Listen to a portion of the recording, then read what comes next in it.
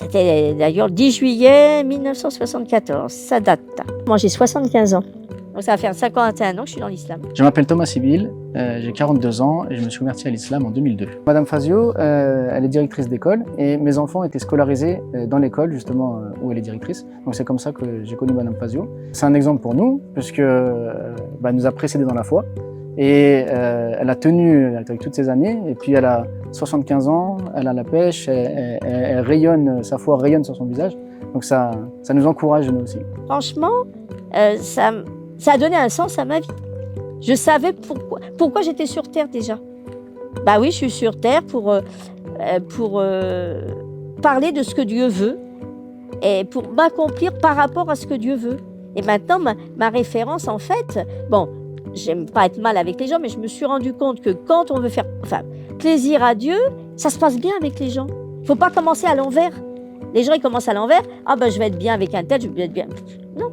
Si on est bien avec eux, tout se passe bien. Avec Dieu, tout se passe bien. Finalement, je finis par me dire, je ne suis pas française, je ne suis pas algérienne, je ne suis pas turque, je suis citoyenne du monde. Et l'humanité m'intéresse. Mais j'en arrive à me dire que les histoires de... Bon, il faut bien pour des papiers d'identité, etc. Mais pour moi, ça paraît dérisoire là maintenant. J'en suis là, c'était Mohamed Iqbal qui disait « La terre entière est ma patrie ».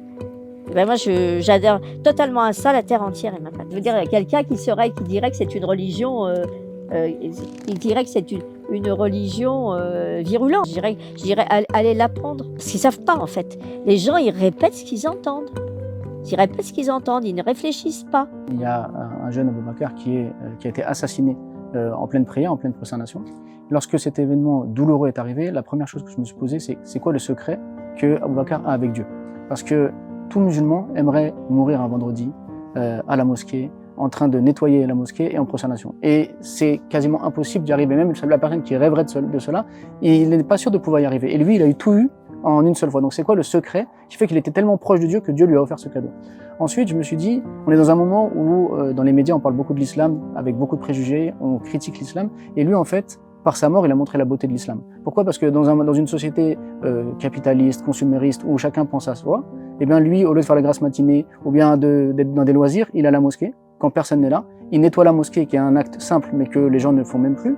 Et en prosternation, il meurt. Et donc finalement, quand tout le monde entend parler de sa mort, eh ben, les gens qui ont entendu parler en mal de l'islam toute la journée, que l'islam c'est une religion violente, négative, etc., mais ils se rendent compte en fait que l'islam c'est une religion belle, avec quelqu'un qui se lève le matin pour être au service des autres et qui est au service de Dieu. Et donc ça a montré la beauté de l'islam finalement. Et c'est ça qui est extraordinaire dans cette chose. Alors bien sûr c'est douloureux pour la famille, c'est horrible de voir ça et on a tous envie que justice soit faite, mais en même temps ça révèle la beauté de l'islam et ça nous montre qu'il avait un secret en fait avec Dieu qui est peut-être justement cette simplicité de nettoyer la mosquée, d'être au service des autres quand chacun est préoccupé par son moi, son ego, ses désirs personnels tout simplement. C'est Dieu qui ouvre les yeux.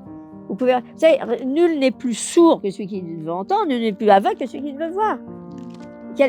Mort dans ces conditions vis-à-vis d'au-delà, c'est extraordinaire. Hamdoulillah, hamdoulillah, hamdoulillah.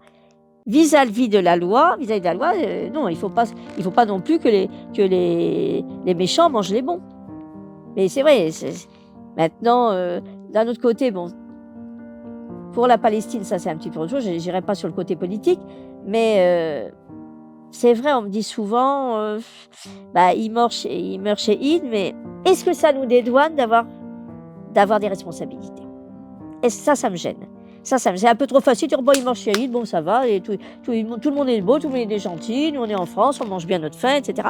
On peut en rendre des comptes vis-à-vis du jugement dernier. Qu'est-ce que tu as fait? Tu ne peux pas dire que tu ne le savais pas. Les camps de concentration, on ne le savait pas. Mais là, on voit ça tous les jours, et qu'est-ce qu'on fait?